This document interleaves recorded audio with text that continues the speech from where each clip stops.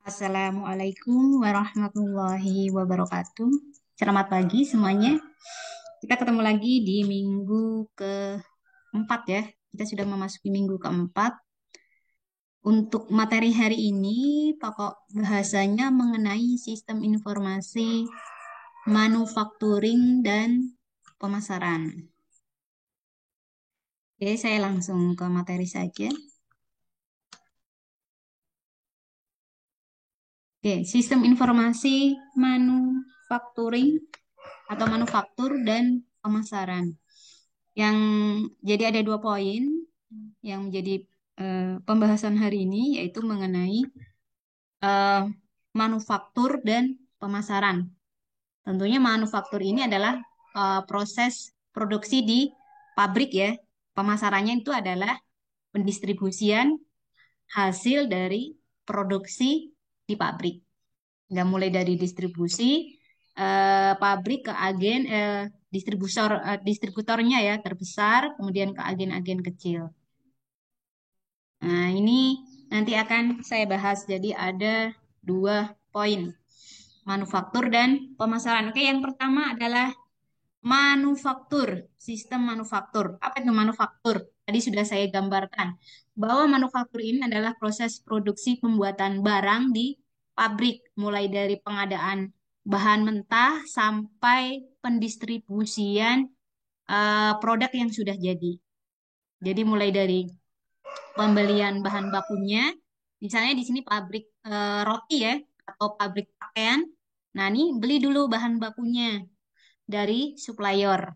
Kemudian nanti bahan bakunya tentunya kalau sudah lengkap diolah dengan menggunakan eh, robotik ya. Kalau di pabrik itu kan biasanya menggunakan teknologi komputer robotik.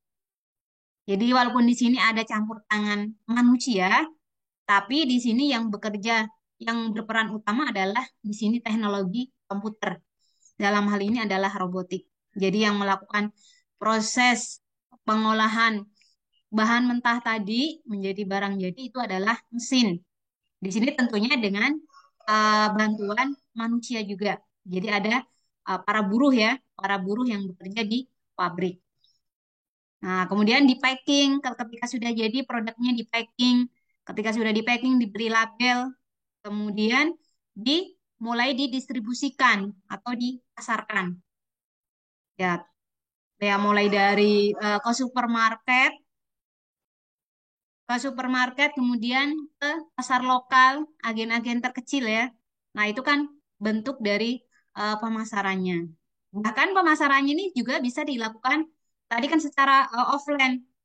Nah, ini juga bisa dilakukan secara online. Seperti itu ya. Jadi pabrik ini juga tentunya sebuah perusahaan ya nanti selain punya mesinnya juga nanti punya aplikasinya untuk memasarkan secara online. Secara online ini kan nggak harus dengan web saja ya. Ya bisa nanti menggunakan media sosial atau mungkin bisa buka lapak di website orang. Kalau secara offline bisa lewat TV, kemudian media cetak ya. Media cetak seperti koran, majalah, browser, spanduk bahkan ya. Nah, itu kan media-media yang digunakan untuk promosi. Next, kembali ke pemasaran dulu. Sorry, ke manufaktur dulu. Apa itu manufaktur? Jadi sistem manufaktur di sini adalah merupakan sebuah sistem yang nanti digunakan untuk mendukung fungsi produksi yang mencakup keseluruhan kegiatan yang terkait dengan dari mulai perencanaan sampai pengendalian proses untuk memproduksi barang atau jasa tadi. Tadi di awal kan sudah saya gambarkan bahwa manufacturing ini adalah nanti sebuah pabrik. Jadi manufaktur ini adalah sebuah pabrik.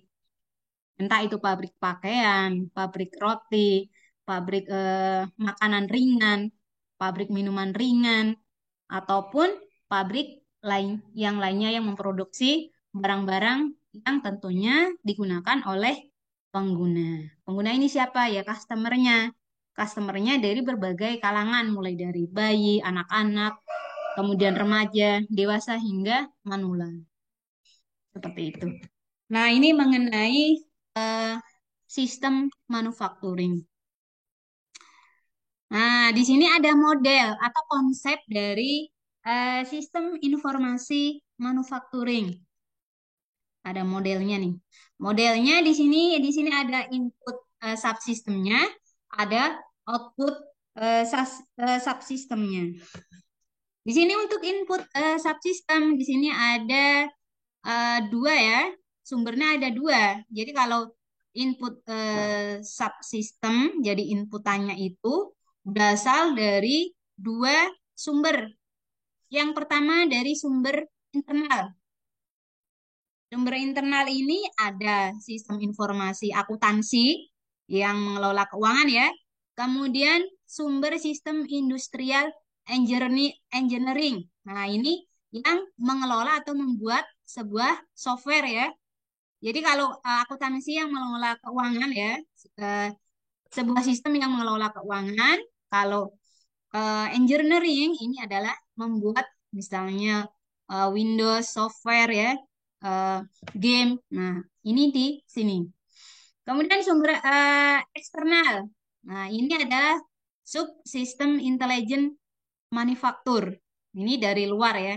Nah, kalau dari dalam ini sumbernya bisa berupa kalau sumber internal ya, ini berupa SDM, ada material, ada mesin ya. Kan ada orang yang bekerja di situ ya atau karyawannya lah SDM-nya, kemudian materialnya atau bahan tadi bahan-bahan yang digunakan, bahan baku yang digunakan untuk proses produksi tadi, mesin yang digunakan. Kemudian ada teknologi komputernya. Dalam hal ini adalah robotik. Nah, kemudian kalau sumber dari eksternal itu nanti ada tentunya di sini ada pemasok ya, pemasok dari bahan baku tadi yang diperlukan oleh pabrik. Di sini siapa yang berperan adalah supplier. Kemudian yang kedua ada kebijakan pemerintah. Kebijakan pemerintah ini seperti kebijakan yang dikeluarkan untuk mengatur UMR ya, upah dari buruh pabrik. Kemudian kebijakan apa lagi dari pemerintah? Kebijakan kenaikan listrik. Kemudian kebijakan kenaikan BBM. Nah, ini kan berpengaruh pada proses produksi di pabrik. Terus selain tadi ya, selain supplier, kebijakan pemerintah, siapa lagi? Ada customer atau masyarakat ya. Ada customer. Nah, itu sumber eksternal. Kalau internal tadi ya manusianya di situ bisa SDM, kemudian material, kemudian mesin. Teknologi, ya teknologi ini bisa komputer. Ya tentunya teknologi ini yang dibutuhkan ketika melakukan proses produksi. Nah, kemudian seluruh sumber inputan ini nanti akan disimpan di database, baik dari sistem akuntansi, kemudian dari sistem engineering, maupun sistem intelijen manufaktur. Ini semuanya datanya akan disimpan di database. Nah, nanti akan menghasilkan sebuah output. Outputnya di sini ada 4. Nah, di mana output ini nanti yang akan digunakan oleh pemakai. Ya. Jadi yang pertama ada sistem subsistem produksi. Nah, subsistem produksi ini seperti apa namanya? Penentuan langkah-langkah proses produksi ya. Di sini mengatur apa saja? Pertama, di sini nanti penentuan langkah-langkah proses produksi barang yang akan dilakukan. Jadi diatur di sini di subsistem produksi. Kemudian penjadwalan proses produksi. Jadi ketika barang-barang baku tadi ya pengadaan mulai dari pengadaan bahan mentah tadi atau bahan baku untuk keperluan eh, pembuatan roti, untuk pembuatan pakaian, pembuatan sepatu, tas dan lain sebagainya. Nah, nanti di sini diatur di sini di sistem produksi. Terus penjadwalan untuk ini nanti diatur penjadwalannya untuk proses produknya tadi. Nah, ini ya. Terus yang kemudian yang kedua yaitu subsistem persediaan. Di sini mengatur apa saja di subsistem persediaan. Di sini dari tingkat persediaan barangnya, biaya pembelian barangnya, kemudian apa namanya, biaya pemeliharaan atau penyimpanan eh, barangnya tadi yang sudah selesai, kemudian kuantitas, jadi banyaknya berapa, kualitasnya juga nanti diatur di persediaan sini. Kan nanti ada expired ya, expire. Jadi di sini diatur di subsistem persediaan. Nah, kemudian yang ketiga ada subsistem kualitas. Nah, kualitas ini adalah pendekatan yang menuju manajemen kualitas strategi yang nanti mendapatkan paling banyak perhatian. Ya ini emang kualitas ini kan memang menentukan, sangat menentukan sekali. Alasannya kenapa? Karena kualitas di sini nanti didefinisikan pelanggan. Ya, logikanya gini kan, kalau pelanggan maunya kan kalau beli produk itu yang berkualitas murah, gitu kan? Jadi makanya di sini kualitas itu sangat mempunyai peranan penting. Karena ini nanti akan menjadi perhatian utama oleh customer, ya. Di sini makanya kualitas sangat diperhatikan. Kemudian yang terakhir ada subsistem biaya. Nah, di sini yang diatur apa saja nih di subsistem biaya seperti eh, biaya seperti laporan-laporan biaya ya. Jadi pembuatan laporan biayanya mulai dari apa namanya? Laporan pengadaan bahan bakunya, laporan biaya pembuatan produknya ya, proses produksinya. Kemudian laporan biaya distribusinya. Nah, di sini ada unsur ya, unsur dasar untuk pengendalian biaya di sini. Seperti di sini ada standar kinerja yang baik, kemudian sistem yang melaporkan rincian seluruh kegiatan produksi dari pengadaan apa namanya, pengadaan bahan baku tadi sampai em, produk selesai diproduksi dan sampai ke pemasaran. Nah, ini apa namanya, dilakukan di sini di subsistem biaya. Nah, selanjutnya dari keempat eh, empat subsistem ini yang dihasilkan ini itu nanti akan digunakan oleh pemakai. Jadi pemakai ini adalah pemakai akhir. Entah ini adalah tentunya ya perusahaan ya, perusahaan dan nanti baru customer. Atau customer ini kan nanti macam-macam. Mulai dari kalangan masyarakat menengah ke bawah ke atas sampai kalangan intelektual maupun perkantoran maupun akademisi. Jadi ini ya nanti pemakai. Pemakai ini ya yang menggunakan tadi hasil dari yang diproduksi ini. Oke, itu model ya, model atau konsep mengenai sistem informasi manufaktur. Kemudian istilah-istilah yang terkait dengan sistem manufaktur di sini ada ROP atau reorder point. Apa itu reorder point? Nah, di sini tentunya ada barang ya. Jadi suatu sistem yang mendasarkan keputusan pembelian berdasarkan ini titik pemesanan kembali. Jadi di sini apa namanya, barang dikeluarkan itu atau diperjualbelikan berdasarkan pemesanan yang dilakukan oleh customer. Kemudian yang kedua ada istilah yang kedua ada MRP atau Material Requirement Planning. Di sini apa? Sebuah sistem yang nanti dapat digunakan atau dipakai untuk merencanakan berbagai pengadaan bahan baku yang diperlukan dalam proses produksi barang tadi. Dia yang mengatur di sini, MRP. Mulai tadi ya, mulai dari pengadaan barang bahan mentahnya, kemudian sampai produk selesai dibuat.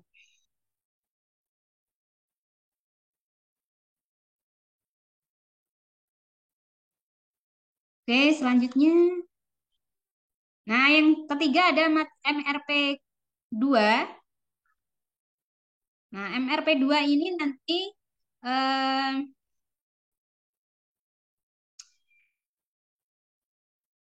Sebuah sistem yang memadukan MRP satu tadi ya dengan penjadwalan produksi dan operasi pada bengkel kerja. Nah, sistem ini nanti hanya memperkerjakan mesin secara efektif. Jadi yang mempunyai peran utama di sini adalah mesinnya.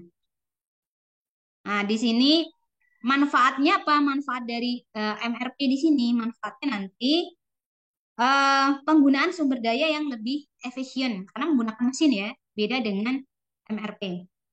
Terus selanjutnya perencanaan prioritas yang lebih baik.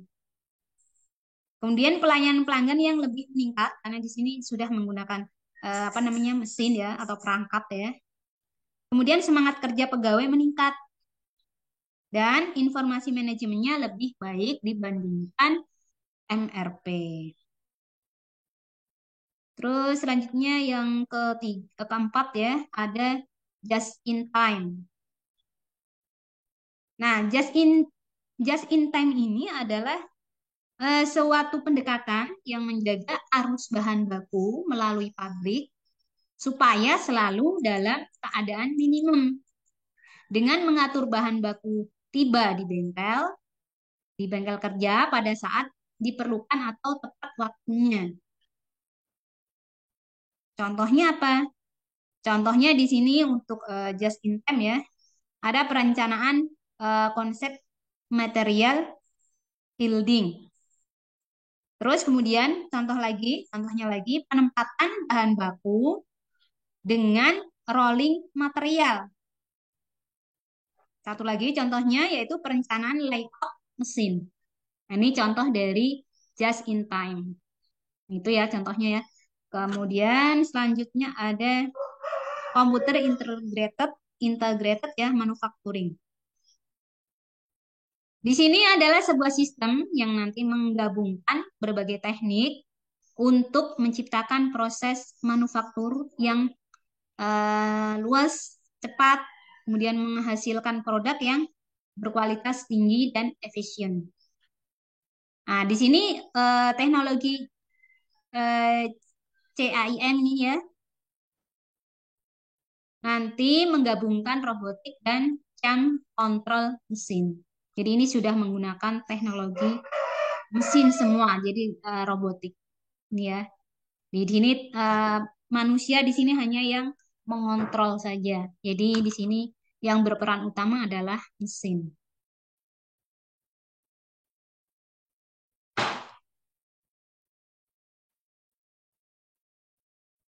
Nah, kaitannya dengan penggunaan teknologi komputer di sini yang pertama untuk apa namanya proses produksi ya. Di sini ada CAD atau Computer Aided Design.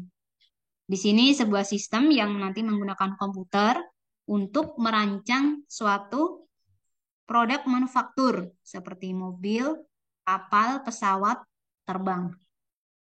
Selain itu ada juga kereta ya, kereta, kemudian kereta cepat ya, komuter lain, kereta cepat, pesawat, kapal. Nah ini semuanya nanti menggunakan teknologi CAD ini, Computer Aided Design. Kemudian yang kedua ada Computer Aided Engineering. Nah di sini sistem yang dirancang untuk menganalisa karakteristik dari suatu desain dan dipakai untuk mensimulasi kinerja produk yang berbeda-beda untuk mengurangi pembuatan prototipe. Nah, ini kaitannya dengan proyek ya, proyek engineering atau aplikasi software ya. Ya, intinya di sini pembuatan software. Jadi, software bisanya nanti berbasis web, desktop, maupun mobile programming. Jadi, kaitannya dengan software.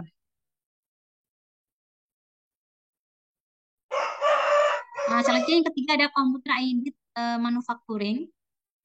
Nah, ini kaitannya dengan sistem berbasis komputer yang digunakan untuk mengontrol suatu proses produksi. Nah, ya, ini manusia tetap berperan, tapi yang mempunyai peran utama di sini ya mesin, karena ini yang mengendalikan semuanya. Yang mengontrol siapa? Manusia. Kalau nggak ada manusia ya nggak bisa jalan. Makanya di sini tetap di sini manusia juga berperan walaupun 90% yang digunakan adalah mesin. Kemudian yang keempat ada computer aided process planning. Nah, di sini sebuah sistem yang digunakan untuk merencanakan urutan proses untuk memproduksi atau merakit sebuah komponen. Ya, ini untuk cat ini adalah pengetahuan untuk desain ya. Misalnya untuk model 3 dimensi, terus kemudian apa computer aided process planning di sini untuk proses perencanaan, kemudian untuk knowledge manufacturing, pengetahuan tentang pabrik, pengolahan produksi ya. Di sini menggunakan CAM. Nah, ini sistem yang digunakan untuk merencanakan proses produksi di sebuah pabrik. Yang kelima ada robotik. Nah, ini kan robotik semua ya. Nih, manusia perannya mana? Ada manusia kan nanti yang mengontrol. Jadi ini kan nggak bisa jalan ketika tombol power off-nya kan tidak dinyalakan. Nah, ini tetap manusia nanti berperan.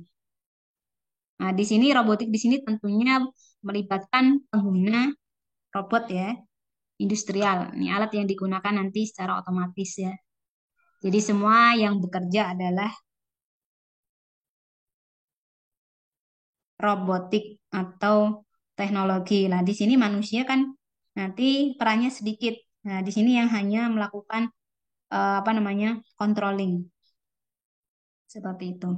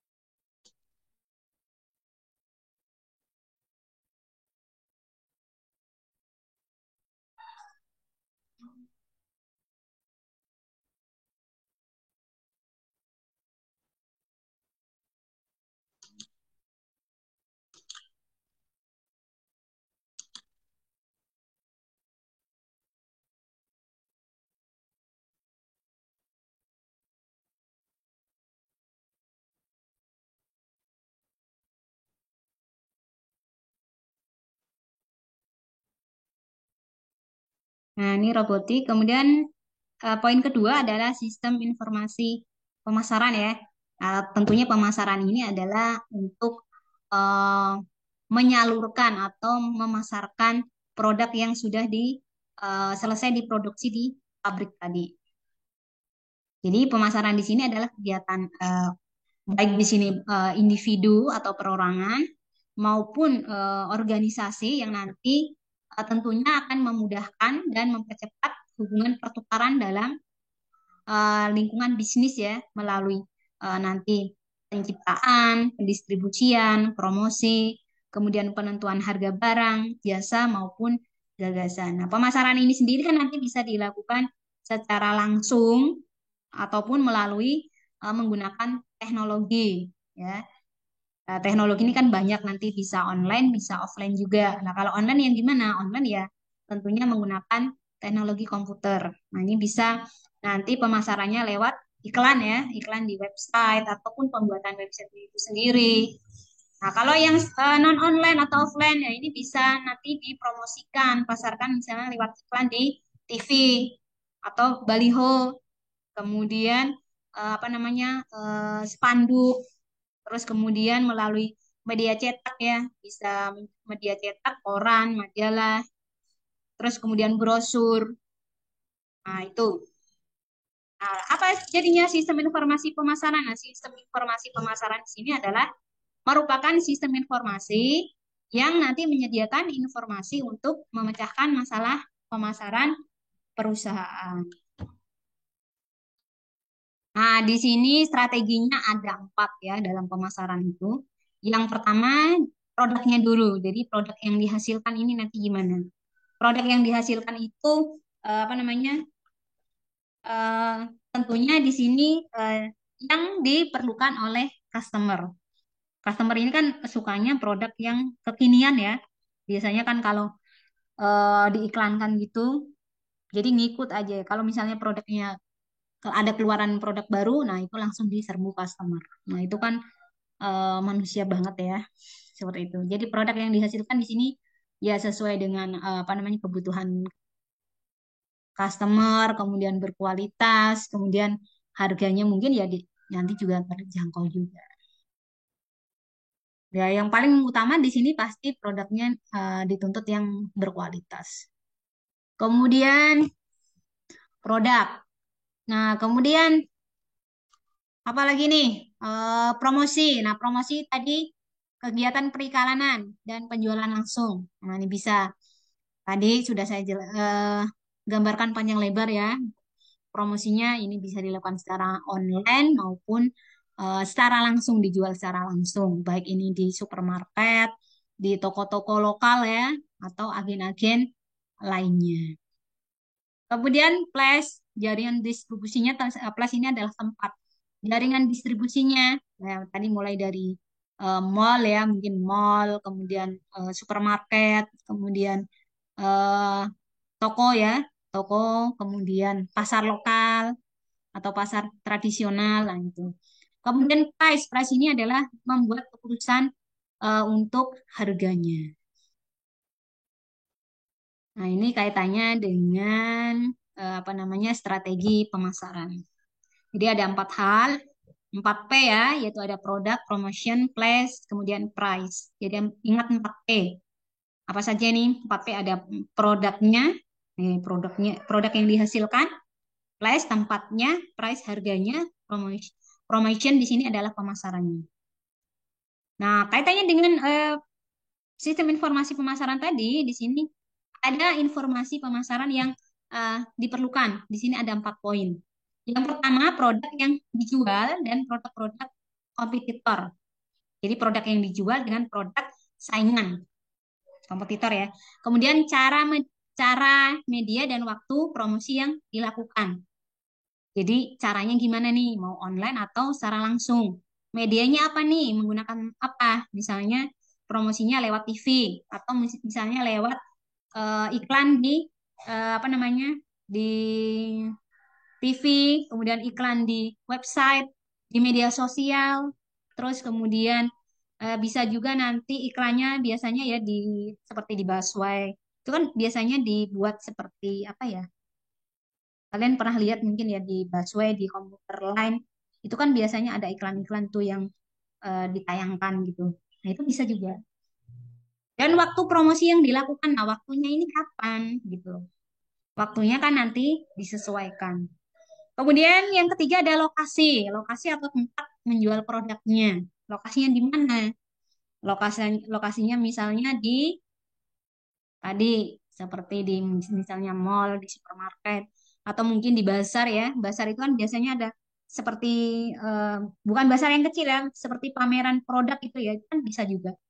Pameran seperti pameran yang dilakukan di misalnya di Senayan City, kemudian di apa namanya? Di Plaza Senayan, bukan Plaza Senayan. Di Senayan itu kan biasanya sering melakukan apa namanya? Sering ada ya yang namanya apa namanya? Pemasaran produk. Kemudian harga. Nah, harga produk ini termasuk dari kompetitor. Nah, kalau harga ya untuk menarik apa namanya? Customer kan biasanya ada diskon ya, walaupun diskon itu kan sebenarnya strategi bisnis mereka saja, nggak ada tuh yang namanya diskon ya. Nah, itu kan hanya untuk menarik saja. Mungkin harga normalnya ya memang segitu, nanti dikasih diskonnya harganya lebih tinggi. Nah, itu sebenarnya kan kalau diskon itu sebenarnya nggak ada ya. Diskon itu kan sebenarnya ya strategi bisnis saja. Ya, ini kaitannya dengan informasi pemasaran. Kemudian penelitian pemasaran di sini melakukan ya. Jadi yang namanya promosi, kita memasarkan sebuah produk itu kita juga perlu melakukan observasi atau riset dulu ya. Jadi kita lihat nih apa namanya customernya, tipe dari customernya ini seperti apa. Ini harus dilakukan observasi dulu, penelitian dulu ya. Di sini kita bisa melakukan pengamatan atau observasi langsung nih kepada customernya. Terus kemudian kita bisa interview, wawancara dengan customernya, maunya customernya itu apa namanya, menginginkan produk yang seperti apa, kemudian harganya terjangkau atau enggak, seperti itu. Jadi di sini makanya perlu dilakukan penelitian terlebih dahulu sebelum memasarkan sebuah produk. Ya, perlu ya. Jadi yang namanya penelitian itu tidak hanya untuk pembuatan tugas saja. Nah, di sini kita mau produksi, sorry, mau memasarkan barang, jadi kita juga perlu melakukan riset terlebih dahulu, melakukan observasi terlebih dahulu. Jadi ketika kita sudah survei nih ke lokasi yang strategis tadi, kita kemudian melakukan pengamatan, kemudian wawancara ya dengan objeknya atau respondennya atau customernya yang akan membeli. Jadi dengan kita melakukan penelitian terlebih dahulu itu nanti akan menjadi bahan pertimbangan, bahan evaluasi. Kira-kira nanti kita akan menggunakan metode pemasaran yang seperti apa gitu. Nah, ini kaitannya dengan penelitian.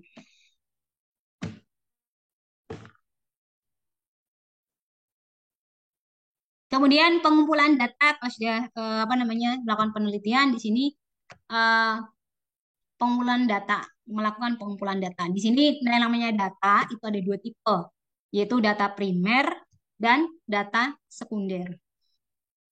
Nah, data primer di sini adalah data yang dikumpulkan oleh pihak perusahaan. Jadi kalau data primer itu datanya masih asli, belum dimanipulasi. Jadi datanya masih asli. Jadi datanya gimana nih? Datanya ini diperoleh survei langsung, wawancara, kemudian pengamatan langsung. Nah, ini dimungkinkan nanti datanya masih asli ketika kita memperolehnya itu dengan terjun langsung ke objeknya, ke respondennya. Seperti ini ya, tadi melakukan survei. Nah, ini kan langsung terjun ke lokasi. Jadi langsung berinteraksi dengan customernya, langsung melakukan wawancara, interview dengan respondennya. Kemudian juga selain itu melakukan observasi atau pengamatan. Nah, ini namanya data primer, data yang masih asli, belum dimanipulasi. Nah, sekarang yang kedua data sekunder. Nah, data sekunder ini tentunya data yang diperoleh melalui pihak kedua, ketiga, keempat, dan seterusnya. Jadi dari satu mulut ke mulut lainnya. Datanya gimana sifatnya? Sifatnya sudah tidak asli lagi. Kan memungkinkan nanti sudah dimanipulasi. Sudah ada yang dikurangi, ditambahin, ya, dilebih-lebihkan. Nah, ini data sekunder. Mencarinya gimana ini pengumpulan datanya? Mencarinya ya bisa dari surat kabar, majalah, informasi yang sudah dipublish di internet maupun disiarkan di televisi. Nah, ini sifatnya sekunder. Sudah dilakukan manipulasi. Manipulasi ini bukan hal yang negatif saja ya, yang bisa ditambahin beritanya, dikurangi. Nah, seperti itu. Ini namanya data sekunder.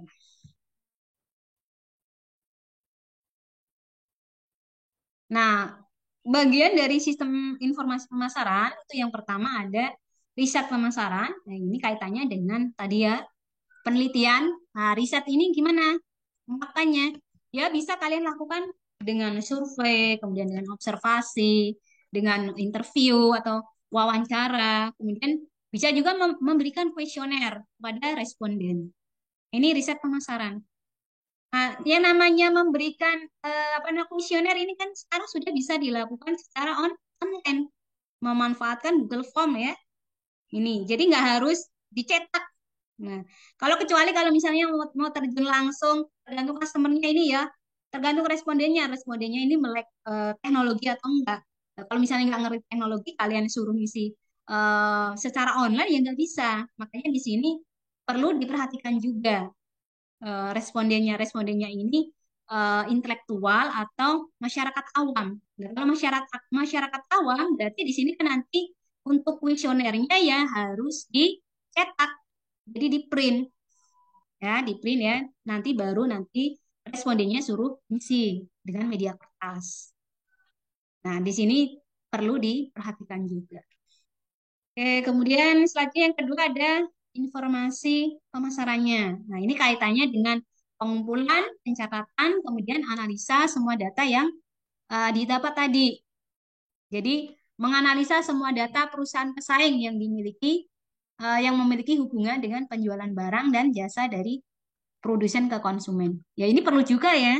Ketika kita memiliki sebuah perusahaan, memiliki sebuah usaha, ya ini juga kita perlu tahu juga. Kira-kira pesaing kita itu produknya lebih diminati customer atau daripada produk yang kita hasilkan, gitu. Kemudian dari segi harga, dari segi kualitas, produk pesaing itu kan perlu kita jadikan pertimbangan juga. Nah, makanya di sini perlu uh, dilakukan pengambilan informasi yang dimiliki oleh pesaing. Ya tadi dari segi produknya lebih banyak diminati konsumen atau tidak, kemudian dari segi kualitasnya, harganya terjangkau atau tidak, begitu ya. Nah, ini makanya perlu juga kalau kita mau membuat sebuah usaha ya, kita perlu tahu juga seluk-beluk eh, usaha pesaing kita, baik yang sudah ada sebelumnya maupun yang baru berdiri juga seperti itu. Kemudian yang ketiga adalah pemrosesan transaksinya. Ini kaitannya dengan penjualan ya. Jadi tentunya yang dipakai di sini adalah SIA atau Sistem Informasi Akuntansi, kaitannya dengan transaksi. Nah, transaksi ini untuk mulai dari pembayaran ya, pembayaran ini kan banyak ya. Atau gimana memasarkannya? Transaksi ini kan banyak, bisa menggunakan e-banking, kemudian debit, ataupun virtual account. Nah, ini sekarang sudah canggih ya. Jadi kita tinggal install aplikasinya di HP ya, udah transaksinya nggak usah jauh-jauh ya ke ATM. Kemudian peramalan penjualan, nah ini kaitannya dengan peramalan penjualan. Jadi ketika kita mau melakukan penjualan juga perlu dibuat perencanaannya dulu atau peramalan. Ya tadi dari berbagai segi ya. Tentunya segi apa namanya? Dari kompetitornya juga perlu kita jadikan bahan pertimbangan ketika mau melakukan penjualan. Kemudian customernya, tipe customernya. Ini eh, kira-kira nanti banyak peminatnya nggak terhadap produk yang akan kita pasarkan. Seperti itu. Kira-kira produk yang kita pasarkan itu nanti lebih baik dari pesaing kita atau tidak. Kemudian harganya itu lebih terjangkau produk pesaing kita apa produk kita. Nah, ini perlu dipertimbangkan juga atau dijadikan bahan evaluasi. Oke, demikian materi untuk hari ini ya, untuk pertemuan 4 mengenai eh, sistem manufaktur dan pemasaran. Oke, untuk tugas pembuatan mockup kemarin ya, jangan lupa di uploadnya, deadline-nya bisa dilihat di MyBest di pertemuan berapa? Di pertemuan 5 ya kalau nggak salah. Nah, berarti minggu depan harus sudah dikumpulkan. Oke, demikian untuk materi hari ini, pertemuan 4. Silahkan jika ada pertanyaan, nanti bisa didiskusikan di grup. Untuk materi hari ini saya akhiri. Kurang lebihnya mohon maaf. Saya akhiri. Wassalamualaikum warahmatullahi wabarakatuh.